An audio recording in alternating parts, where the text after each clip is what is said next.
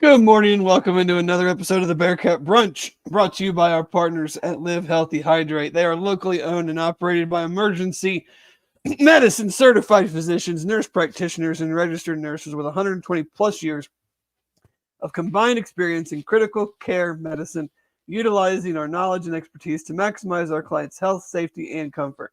With 3 locations in the Cincinnati area, LHH offers treatments for weekend recovery, game day prep for hydration, and rapid recovery. As a support medication in conjunction with healthy lifestyle and exercise, some people are experiencing significant weight loss with regular semaglutide treatments to help maximize your weight loss and obtain your health and wellness goals.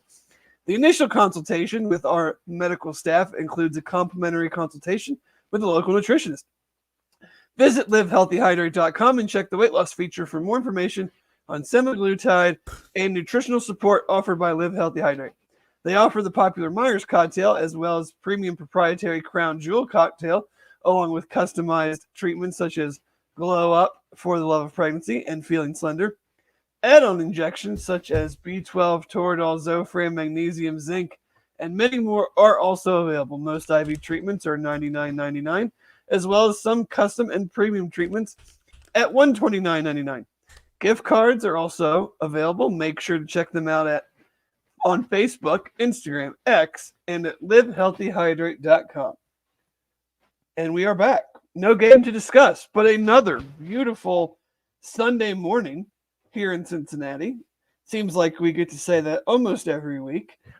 But Bearcats on an off week, getting ready to play West Virginia. And we will discuss much more about that game this week on the BBP and on the BCJ pod as things really ramp up with basketball starting tomorrow night. But I'm just going to put it out there, Jeff, and I'm hoping I'm not being too hyperbolic, but I think this West Virginia game is the biggest football game for the Bearcats in the last 2 years.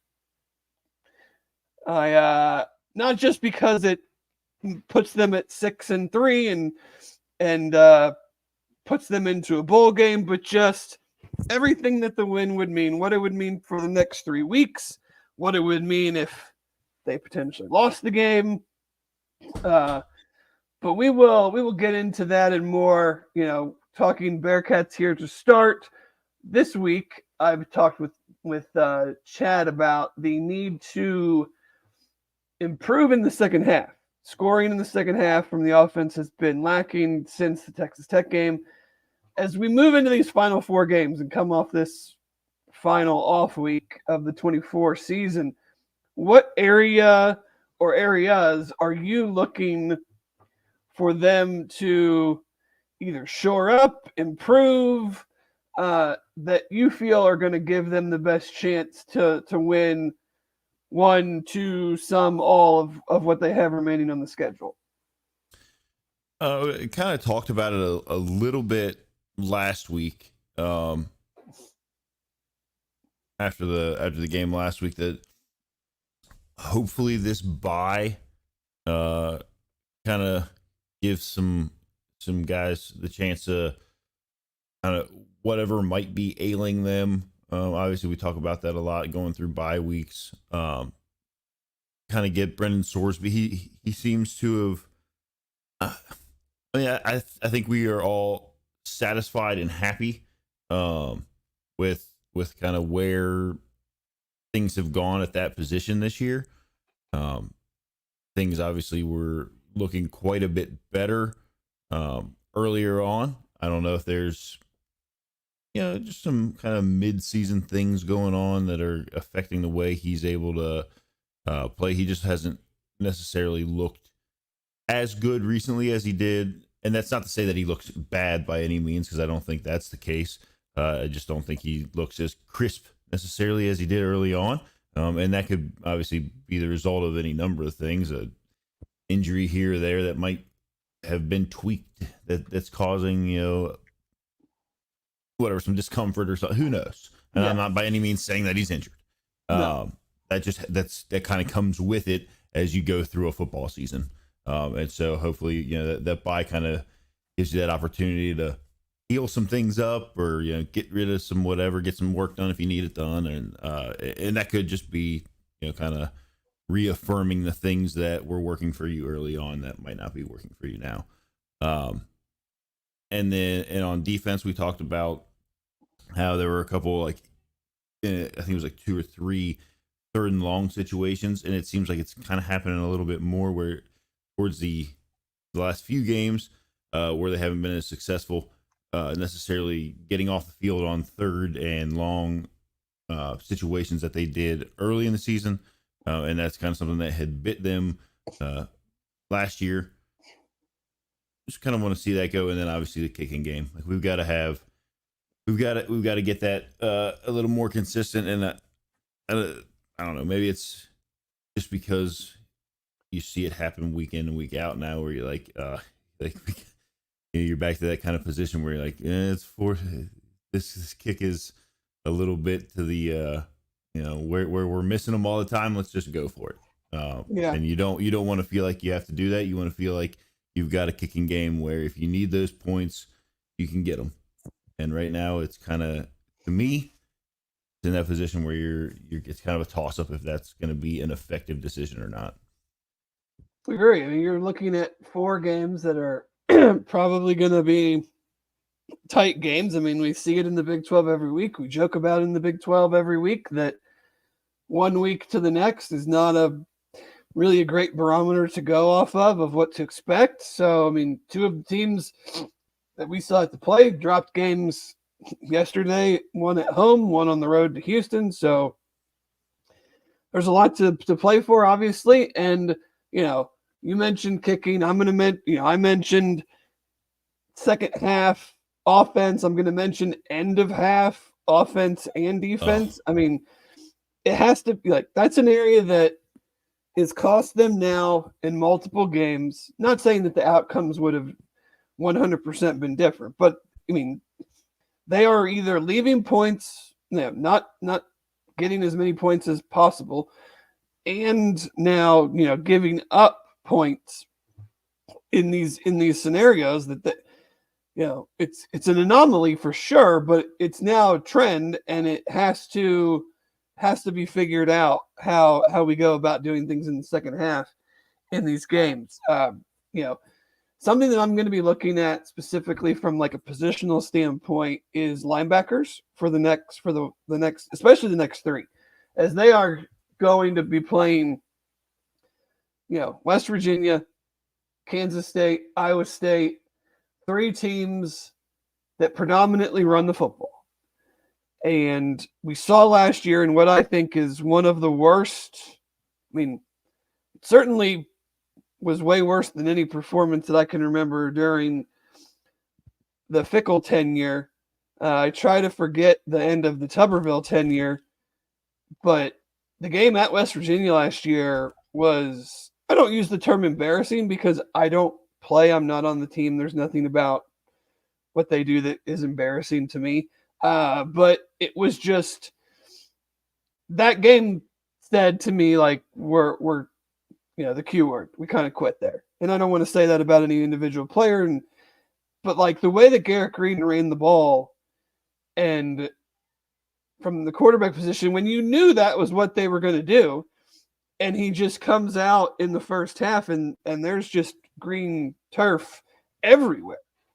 Like, we need to see that these linebackers have taken that step, that Jake Golday, who's been playing very well, Jonathan Thompson, who was on the PFF all Big 12 team recently. Like, I'm looking at those guys over these next 3 games to take these teams that we know are predominant running teams and be able to slow that down, whether it be the quarterback all 3 quarterbacks, really, Garrett Green, Avery Johnson, and Rocco Becht, will all run. I'm not sure they all have as many designed runs as West Virginia does, but I'll definitely be watching that position probably above any others as far as what kind of barometer they show for us to win some of these games. Is there any spot any position, any player, anything that you're looking at in that regard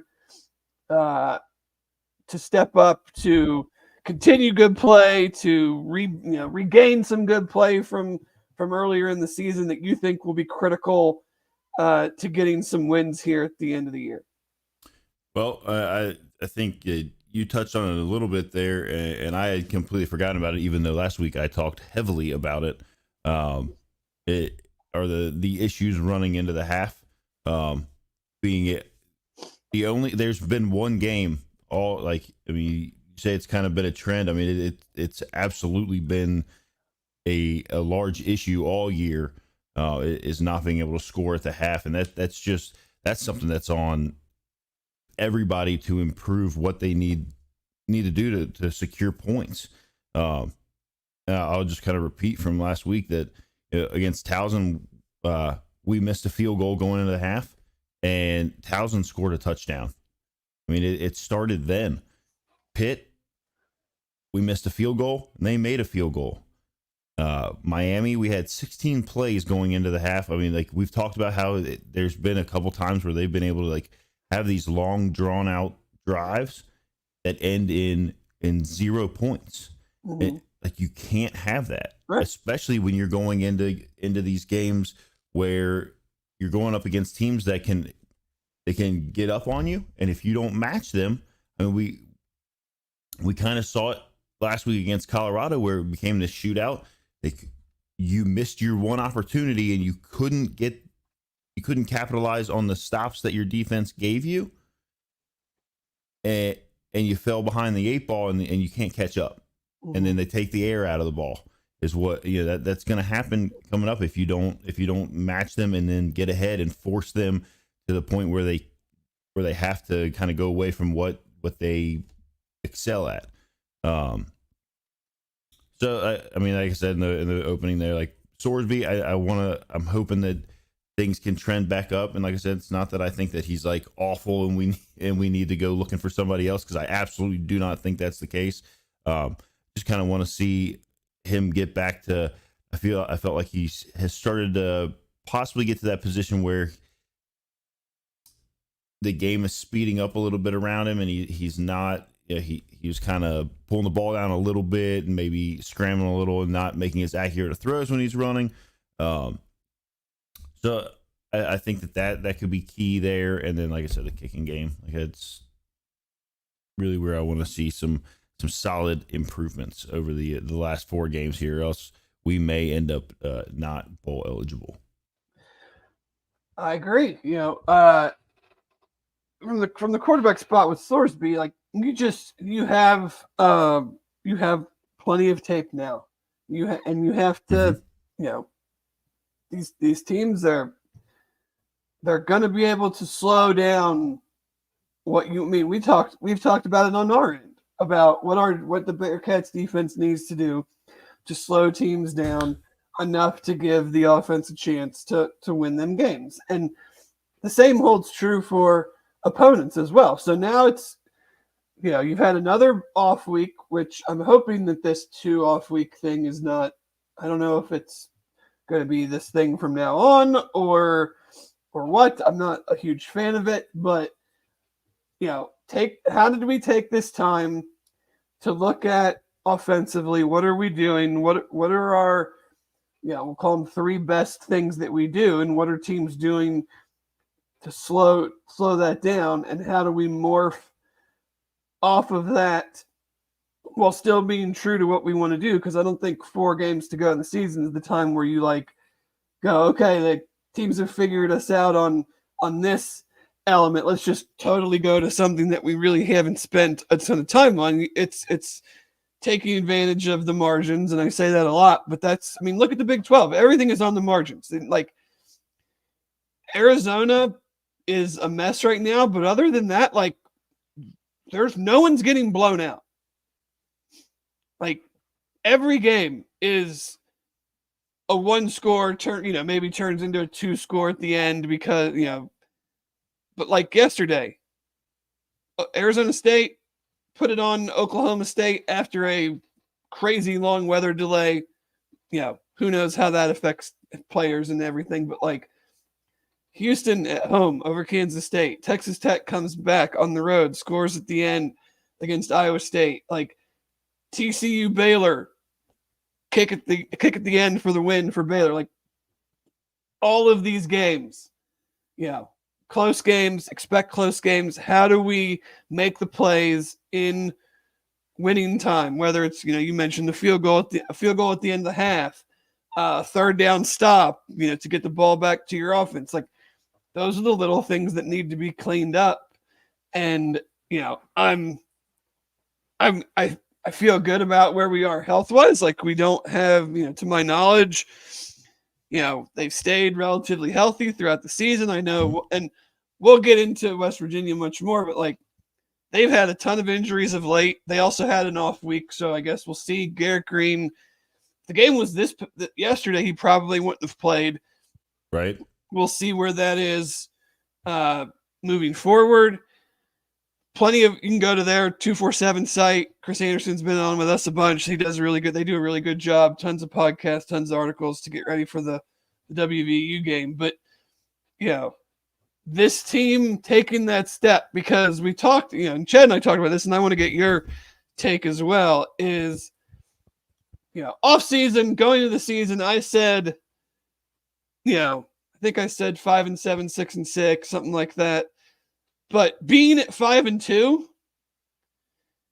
just getting to 6-6, I'm not going to say will be a disappointment, because the goal was to get to a bowl game and keep moving in a positive direction, and I think that has been true to date. But it would still feel a little empty to me if you were at 5-2 and 3-1 in the conference, and you end up just 6-6, or for, help us all. If they lost out and finished 5-7, then we're having a whole totally different conversation. But, so what are your kind of thoughts on where we need to go in these last 4 games? Well, Chad and I discussed it last week, wherein, like a lot of things, your expectations going into a season can change. Can kind of like, as you look at things, some things become possible some years, and some things, you were real excited when you take off at the beginning of the season. Maybe you get ahead of yourself or out over your skis a little bit in your excitement. And looks like Natty Ron over here has got some sentiment about getting to 7 wins and a bowl win for it to be a good season.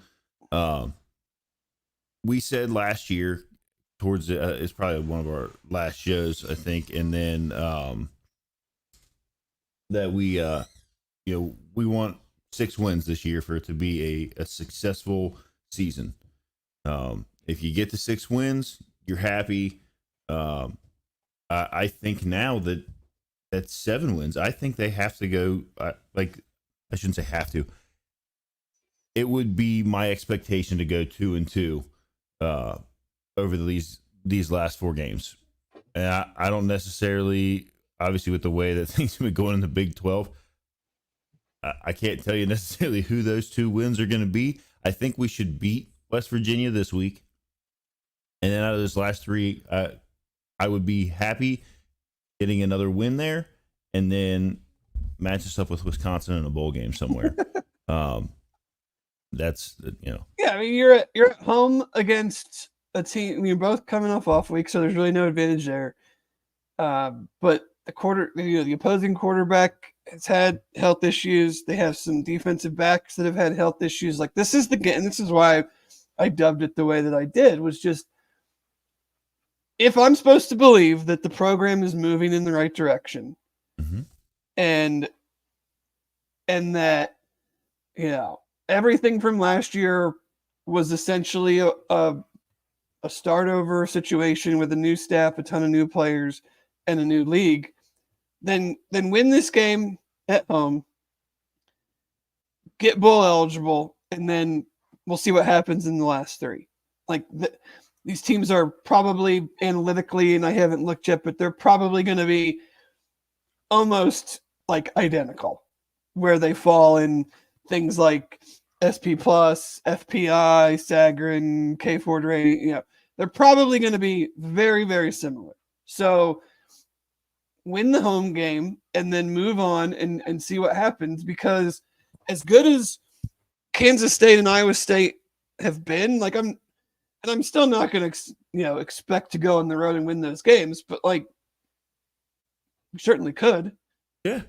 You play, they aren't they're certainly not challenging for top 4, top 5 seed material outside of, if one of them won the conference. So, and then TCU at the end of the year, we kind of know what they are, but what they are is something that we, saw Colorado expose a little bit. So how does that shake out? But yeah, this week, this game is huge. There's really no other way to put it in my mind, because it kind of sets you up. It sets you up positively to go, okay, now let's go see what we can get. Or if you lose it, you're like, man, we got 2 hard road games, and then do we really want to like have this, air quotes, have the season on the line last game of the year? You put yourself in a great spot to be 5-2, and now we're all the way down at the end of the line here. So, we'll see how that goes. We'll see. We'll have media coverage and everything Tuesday. There is none on off week, so we'll get an update on how everybody's doing and how everybody's going. But it's fun to be in these situations, I think, after last year where the game's already sold out. There'll be a good contingent of, or you would think there'd be a good contingent of West Virginia fans there. Well, and be a good conference showdown. It's the stuff we've wanted for several years, for these games to matter against teams that care and everything. So how does you see? Oh, sorry, go ahead. Oh, no. Just kind of reiterating what you were saying is that we don't want we don't want it to turn into a situation where the stadium's half full and people don't care. There's nobody showing up to games. I mean, like, all of that has a snowball effect that ends up tanking your program and can cause.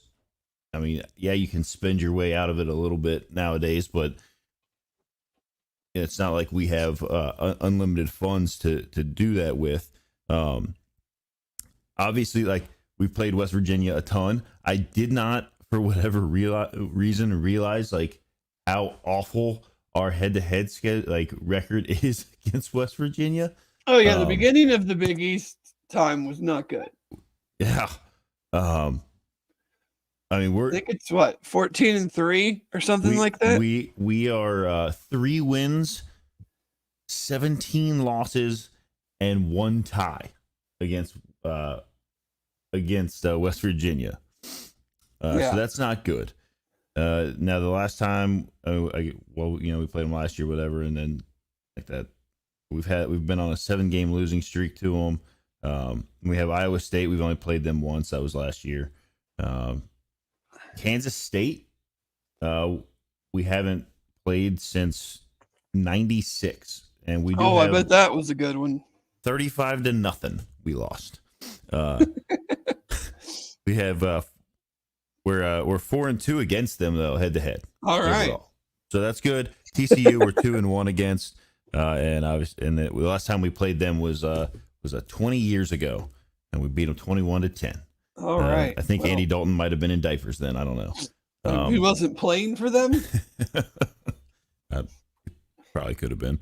But yeah, I mean, there's not a ton to get. I mean, we don't have a game to talk about, so can't really get in there. More so just looking at what we're trying to see moving forward, and a lot of good things have happened this year already, but we got to close it out. Got to figure out a way to get some of these wins at the end of the year to keep propelling yourself, because I think the behind the scenes stuff is true, is you're seeing tangible benefits and improvements, but you got to finish the deal on the field, and we'll see how that goes. I do want to say thank you to Chelsea, Holly, Natty, Ron, whoever else is joining us in the chat. We appreciate it. So that a little look at what the Bearcats have left on the 2024 football slate is brought to you by Royal Links Golf Tours. Have you always wanted to golf at St. Andrews? Have you had that perfect pint of Guinness in Ireland? Well, now you can thanks to Royal Links Golf Tours. They are a golf tour specialist offering unforgettable golf experiences to Scotland, England, Ireland, and Wales. Their custom itineraries are more than golf trips. They are immersive cultural and country experiences that will surprise and delight you both on and off the course. Royal Links Golf Tours is owned by former Bearcat quarterback Hayden Moore and his partner, UC alum Jeff Bartholomew. If you'd like to play St. Andrews or have that perfect pint, please visit their website at royallinksgolftours.com or call them directly at 770-331-1525. Well, didn't think yesterday was going to be a huge slate. I think there was only really one. Was there one ranked on ranked matchup, and that was the Ohio State Penn State snoozer at noon. But you got 5 top 25 upsets. Well, no, you had Pitt and SMU was also a ranked on ranked matchup, so I'm already off to a great start. But you got some pretty big upsets. Obviously, Kansas State losing at Houston was not on anybody's radar. So it certainly hurts the Big 12 in the sense of trying to put two teams in the playoff. But at the same time, with all these teams, we're seeing it now. A 12-team playoff has to have 12 teams. So well, yeah. Seven at-large teams will be selected. So get ready for those awesome arguments on TV or online about which 9-3 team deserves to be in the playoff. I mean, I'm for it. It's fun. Oh, yeah, gives more teams an opportunity. Which you think about it, at this point in most years, there's a handful of teams left that truly have a chance to make the playoff. Now there are still probably in the 20s, maybe in the 30s, depending on how conference races break down. But that one was a stunner, I would say. I mean, it felt like a trap game, but like I did not see the South Carolina rolling over Texas A&M result 44-20. I did not see that one coming. I was very high on A&M and their chances moving forward in the SEC. So that one was a surprise. Georgia kind of slipped a little bit against Florida there for a little bit. I mean, they let Florida come back into it and tie it up kind of midway through, and then Carson Beck has 11 interceptions in his last 5 games. Well, that's true. You keep handing the ball to the other team, it's going to make the games a lot closer than you feel like they probably should be. That's true. But, I mean, you got like a team in Florida that everybody was like, I don't know, I guess left for dead. I mean, it's not like they're having like some kind of breakout crazy season. I mean, they're 4-4, but they got a lot of fight in them, Dave. Yeah. The Miami Florida Duke game, that one was an interesting one. With 10 minutes to go in the game, Duke is winning 28-17. Or no, with 10 minutes to go in the third quarter. I'm sorry. 10 minutes to go in the third quarter. Duke is up 11. They lost by 22. Yeah. Yeah. I actually had seen the ticker, it scrolled across or whatever, and like the score, and I was like, oh man. And we had something going on yesterday, and so I was like, okay. And then when I saw the score, I was like, so that's like those that's the like the prototypical when you're watching like these games or whatever, a team that has no business being in it is like winning by, maybe like 2 touchdowns or Yeah. whatever. You're like, man, and halftime happens and then they come out and just like wipe the floor with the other team. Like they really only needed to play half a game where the other team needed to play a full game to win. Mm-hmm. Yeah, I mean that's just like Cam Ward is. I think if you're talking, who Heisman and who's potentially going to New York for that. I mean, I would think Ashton Genty, Travis Hunter, Cam Ward are probably your three headline guys right now, and then I don't know if a fourth will potentially sneak in there, whether it's Shador, if they go on a big run and make the Big 12 title game, or I mean Carson Beck. I mean, I don't care if George is still winning. Like from an individual standpoint, how do you have a guy in the Heisman finalist that's going to throw near 15 interceptions? Possibly more. I mean, how many games they got left? Good Lord. They still got to play the Vols defense, so I mean, there's certainly potential there.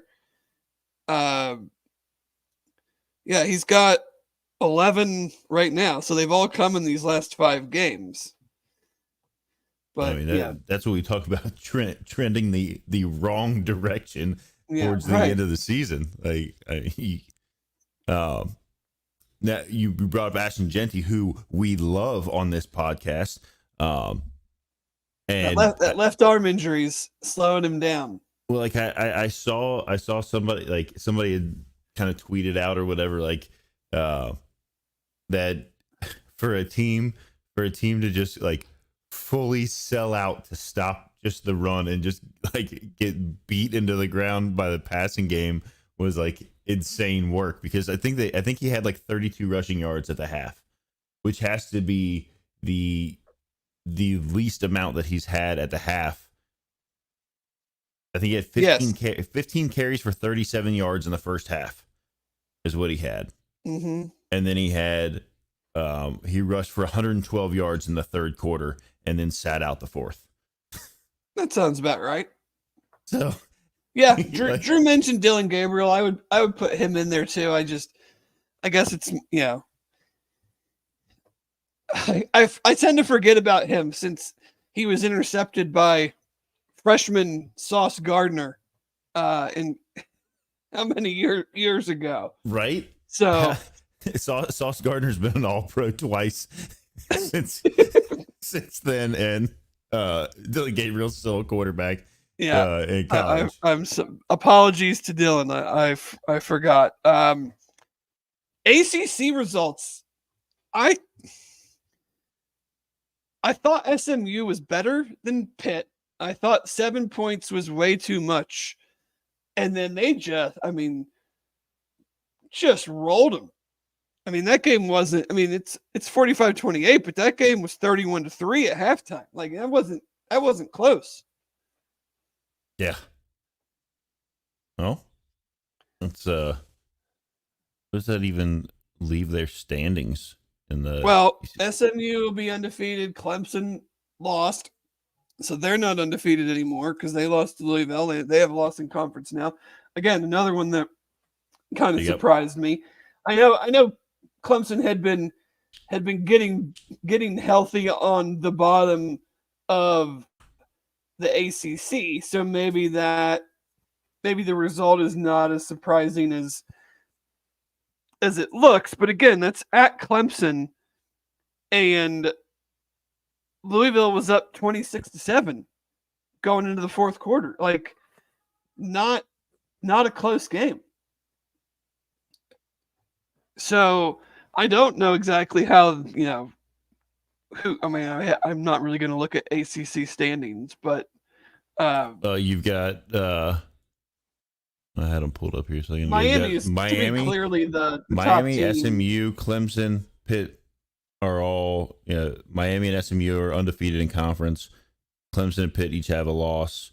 Then you've got Louisville, Syracuse, Virginia Tech, all with 2 losses, and then everybody else after that.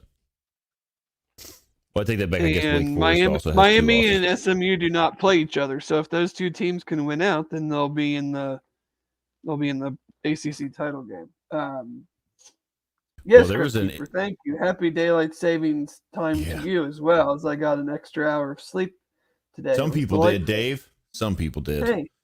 Hey, you win some, you lose some. That's very true. Um, The Indiana wagon rolls on 47-10 over Michigan Yo, State. Curtis I, Rourke coming back from a thumb surgery, throws 4 touchdowns, setting up what could be Indiana Ohio State here has to be the biggest game in Indiana football history, right? you would think. Like I'm I, not an Indiana historian by any stretch, but like you're 9-0, you play Michigan this week at home, who is not very good. Still Michigan, still a lot of really good players, but let's be real, like they're not they're a not good team Michigan this from year. last year. Then you have a bye week, and then you're at Ohio State. Like that, if you're 10-0 going into Columbus, and you finish against Purdue at home, which is awful, maybe the worst P4 team this year. So they ain't losing that game. So I mean, you're looking at this game against Ohio. You beat Michigan. The game against Ohio State is to go to the Big Ten championship more than likely. Well, yeah. There was I had seen like a crazy scenario before Ohio State beat Penn State that if like Penn State and Indiana had both beaten Ohio State and it was by more than a point because none of the because Oregon, Penn State, and Indiana don't play each other this year, it would have the tiebreaker would have been like the margin of victory over Ohio State, and it could have left Oregon out of the Big Ten championship, Even though they were undefeated, as potentially an undefeated #1 team in the country. So that would have been some chaos. Yeah. But that's like the kind of stuff that you end up with like 700 team conferences. Well, yeah, I mean, I'm wondering, I was banging the drum very hard for like to get rid of the divisions stuff because you get some championship games where like one team is undefeated and the best team in the other division has 2 or 3 league losses or something. But now you're seeing these like crazy because these conferences are so big and all these teams aren't playing each other, and now you're seeing, and the one that caught the most attention last week was the ACC. And so, of course, it's kind of worked itself out with Clemson and Pitt losing. And that'll continue to happen. But like, you're starting to see these things pop up on Twitter of like this. If this happens, then you're going to have to go to the 9th tiebreaker to figure out who's making the conference championship game. Yeah.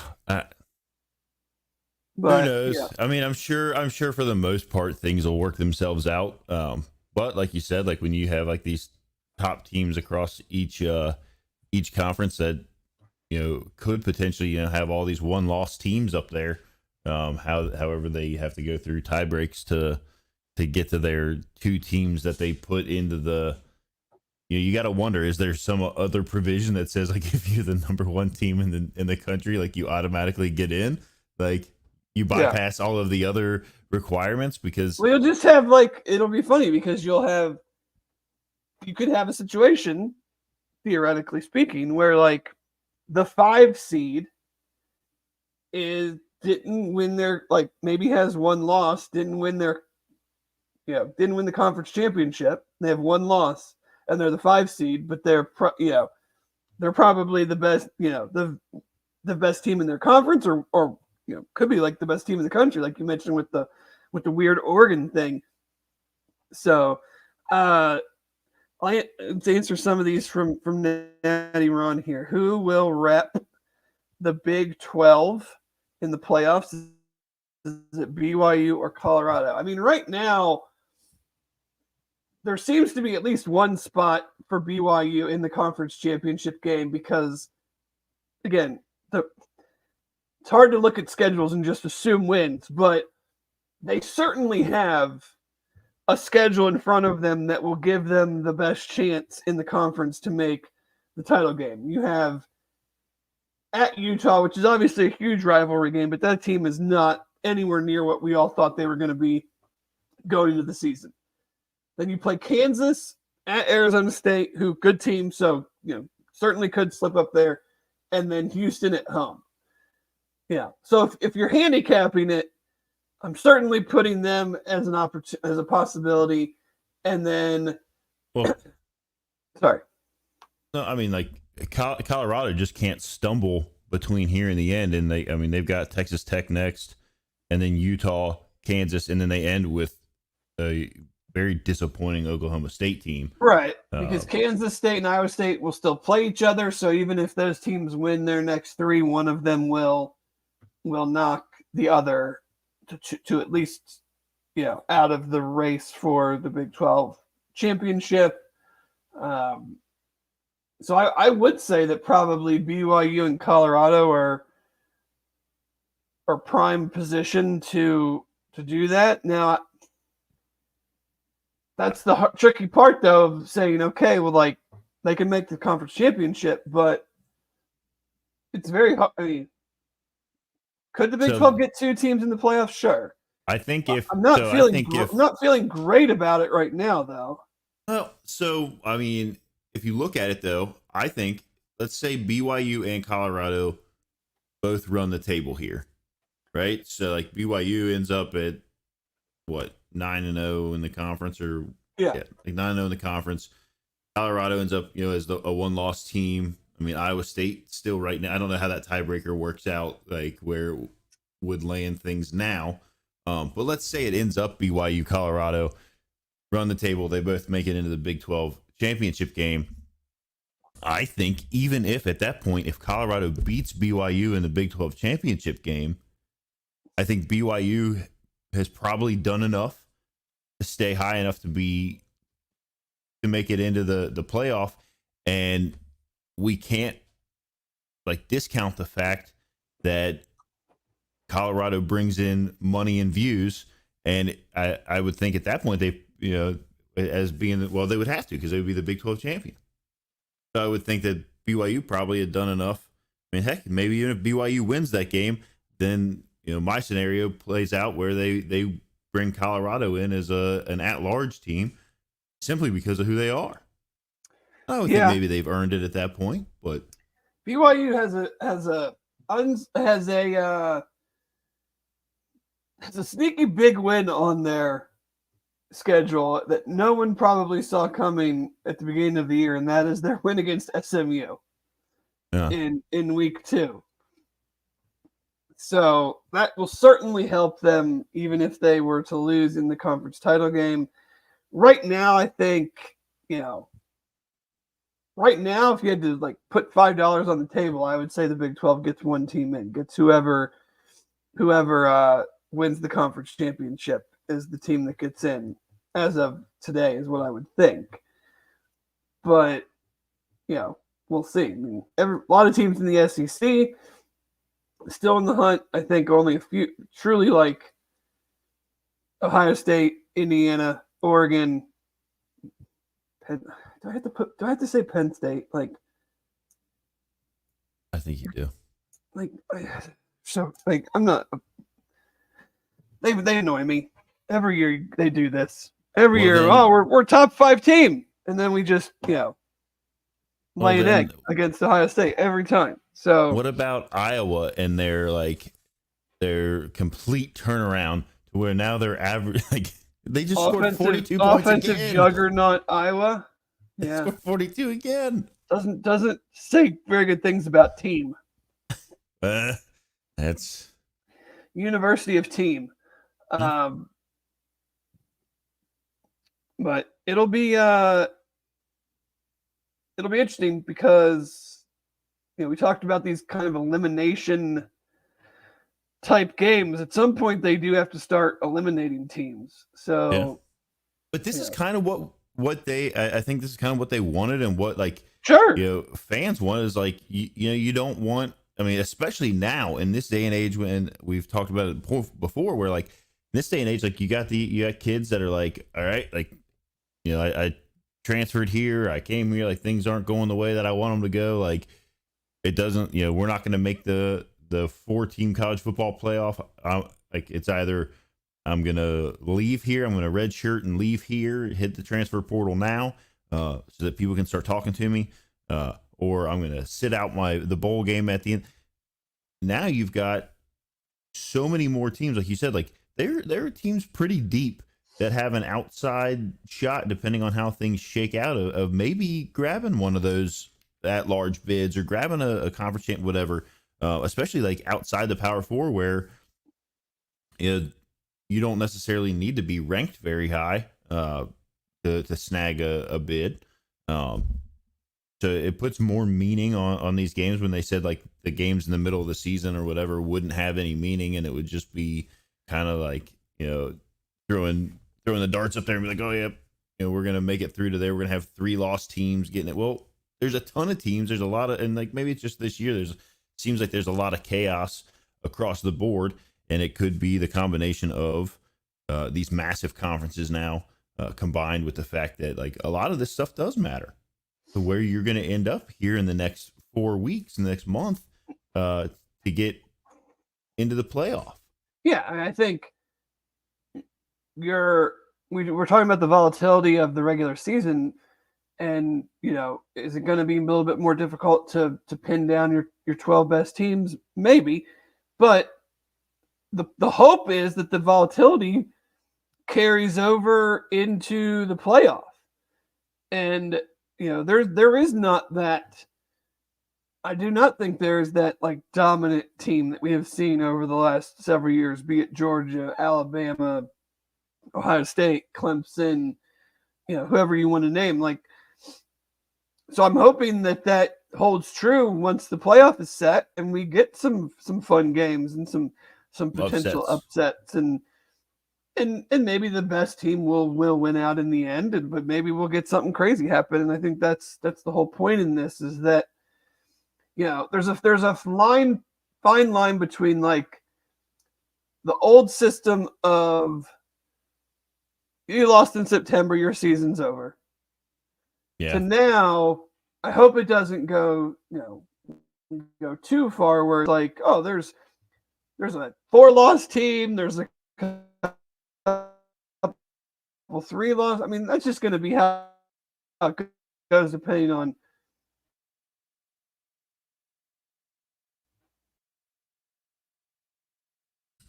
who's good and who's bad throughout a season. But no idea over. And I think with like 10 now games to go in your year, more than I'm worried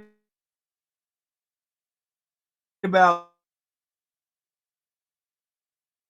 teams that have a few extra losses and us having to just change the way we.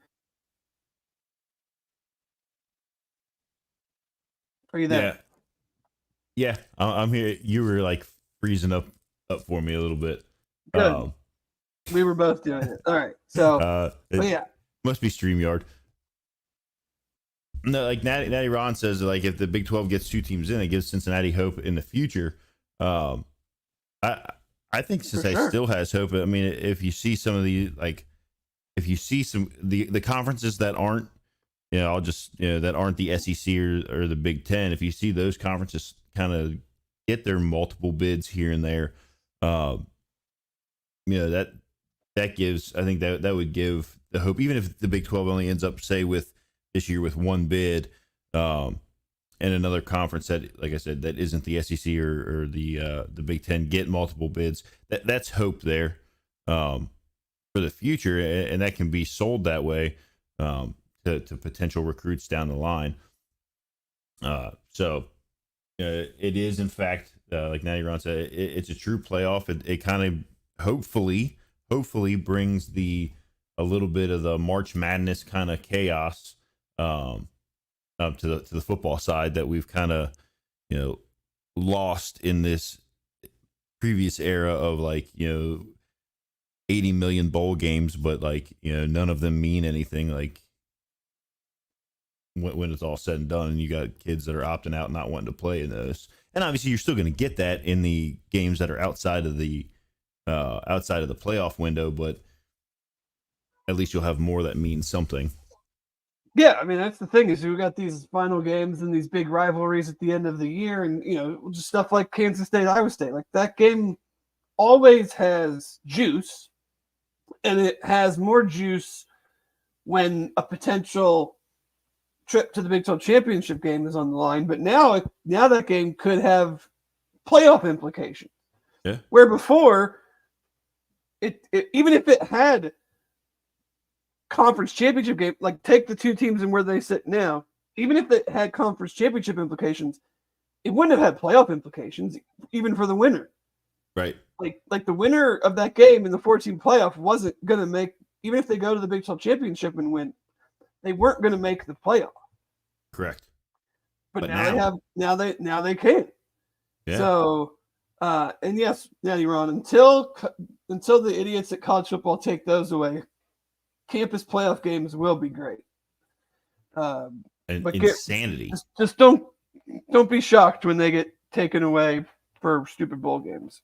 Can we have in the future a home campus nip at night playoff game? Would be spectacular. I think they would sell a lot of tickets for it. Dare I say it would probably sell out, Dave. It just might. But yeah, we'll see. We got another nooner this week. So Nip at Noon rolls on.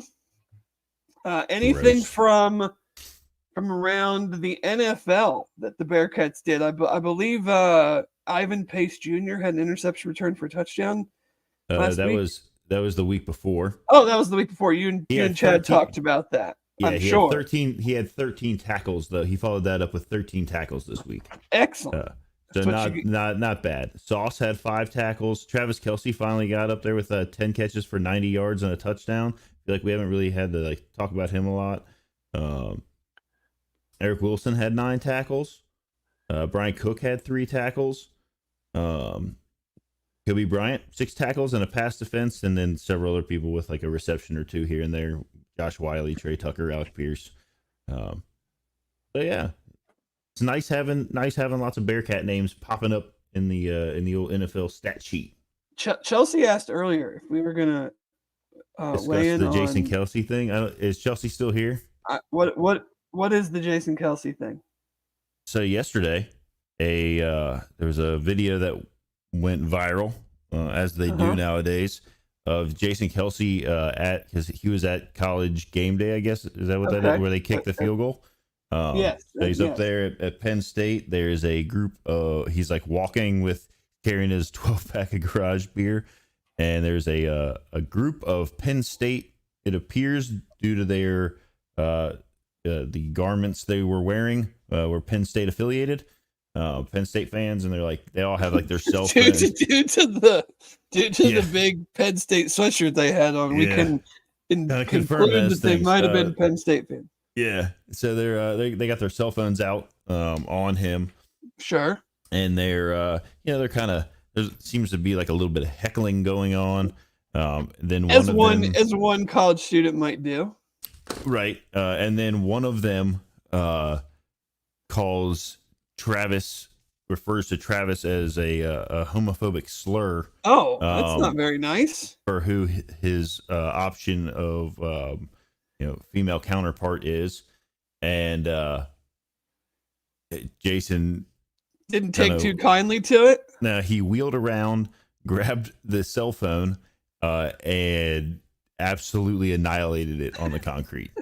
That's pretty funny. He spiked it, and then as he's walking away, the phone's kind of getting, I guess, kicked around on the ground by the mob of folks. The guy kind of pushes him as he's leaning over, so he kind of stumbles and falls down, and then who falls down?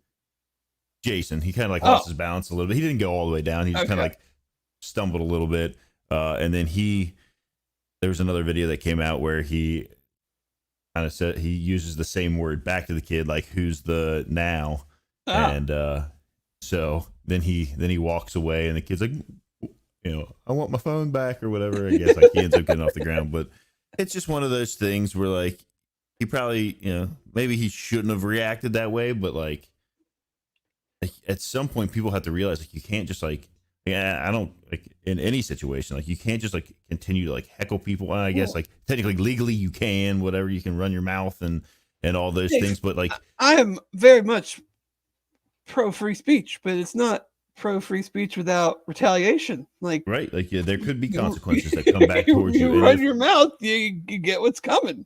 and Sometimes, like you know, if you run your mouth to a Hall of Fame NFL lineman who is freshly out of his prime, and the worst thing that happens is your iPhone gets smashed. Maybe that's good for you because he probably could have done a lot. He could have done a lot worse. So, oh yeah, you should have. You probably should have picked him up and given him like a Death Valley driver or Samoan like body drop. Giving him the good like that. Yeah, the old thumb to the throat. Give him a stunner. He just gives him a stone cold dude. Stunner. If he had, well, I mean, he was on WWE. I know he should know all the moves. He could have done it. He could have lifted him up, maybe like power bombed him. So I don't know. It's just one of those things. Like I mean, like Drew says, like it's not Twitter. You can't just go saying that kind of stuff to somebody's face and not expect a reaction. I think you can say whatever you want to someone, and you should expect a reaction. Well, that's the thing. Like, depending on what you say. You have to be able to live with whatever the consequences are. And the thing is somebody in the Kelce level status like can probably afford to smash your phone on the ground, and then deal with whatever the consequences of that part are. Yeah. Yeah. But like if you're, I don't know. I'm not like you said. You can run your mouth. You say whatever you want. That's what this cut. Like you can do that kind of stuff here. And that great, but just don't like then like boo-hoo about what happens to you immediately following. Right. I'm sure Jason will. He's on like NFL whatever today on ESPN. I'm sure he'll apologize for There'll whatever. Probably be a statement that gets put out. Yeah. You know, which I also don't like. It's like, no, you shouldn't have to apologize for that. You're sticking up for your brother. Guy was being a jag. And maybe he won't. Maybe he'll just say that. He'll say like I could have. Maybe he'll say like I could have gone a different way about it. But that's what happened. Maybe next time I won't smash a phone. But yeah. Well, we are just about at our hour. We will not be discussing anything about the Bengals because the Bengals stink and don't deserve our time. So. We do have a basketball game tomorrow night. Arkansas Pine Bluff. I think they're Aaron. Correct me if I'm wrong. You guys are doing the BBP tonight. Is that right? BBP tonight at 8, and then we will have the aftermath tomorrow after the game. Yes. Okay. I hope we win by 1 million. If we don't, I will think that the whole season is off the rails already. No, I'm just kidding. It's I don't all know over. anything about the Arkansas Pine Bluffers.